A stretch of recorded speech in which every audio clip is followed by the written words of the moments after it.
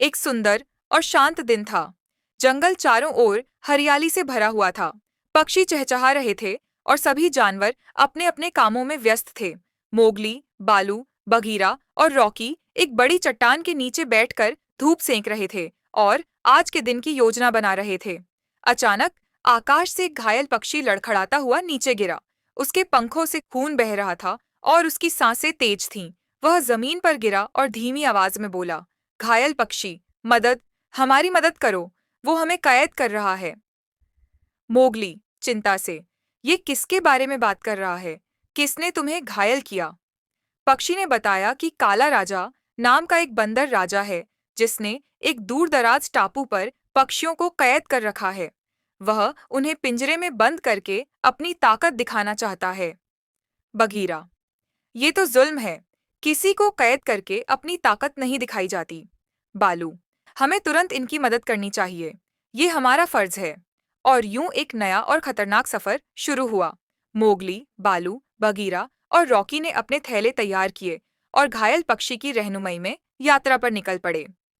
रास्ता आसान नहीं था। उन्होंने एक घने कांटों से भरे जंगल को पार किया, जहां हर कदम पर खतरा था। बगीरा की फुर्ती, रॉकी की तेज नजरें और बालू की ताकत ने सभी मुश्किलों को आसान बना दिया।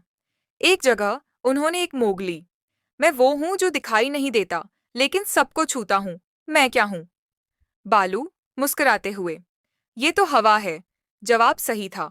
पेड़ की शाखाएं हट गईं और आगे का रास्ता खुल गया। उन्होंने एक धुंध से भरी झील पार की, जहां रास्ता साफ दिखाई नहीं देता था, लेकिन दोस्ती और भरोसे ने उन्हें हर कदम पर आगे बढ़ने की हिम्मत दी। रॉकी, हम उन कैद पक्षियों को आजाद करा के ही लौटेंगे। अब काला राजा का किला नजर आता है। आखिरकार वे पहाड़ की चोटी पर पहुंचे, जहां काला राजा का किला बादलों में छुपा हुआ था। किले के चारों ओर बंदरों की सेना पहरा दे रही थी और हर तरफ पिंजरे लटके हुए थे। रात के अंधेरे में वे दबे पांव किले के पास पहुंचे। उन्होंने देखा कि दर्जनों पक्षी डरे हुए पिंजरों में बंद थे।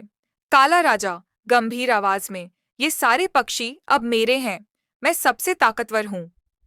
मोगली, हिम्मत से, ताकत का मतलब दूसरों को कैद करना नहीं होता, बल्कि उन्हें आजाद करना होता है। एक जबरदस्त लड़ाई शुरू हो गई।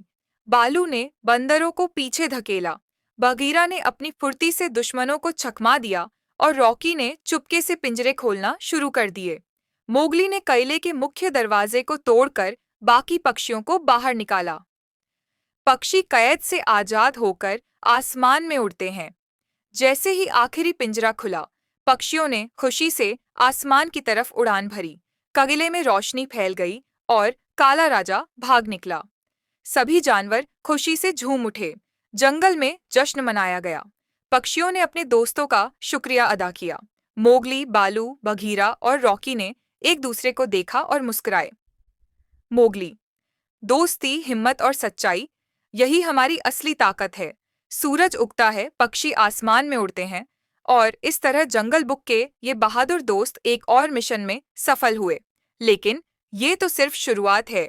आगे और भी रोमांचक मिशन उनका इंतजार कर रहे हैं।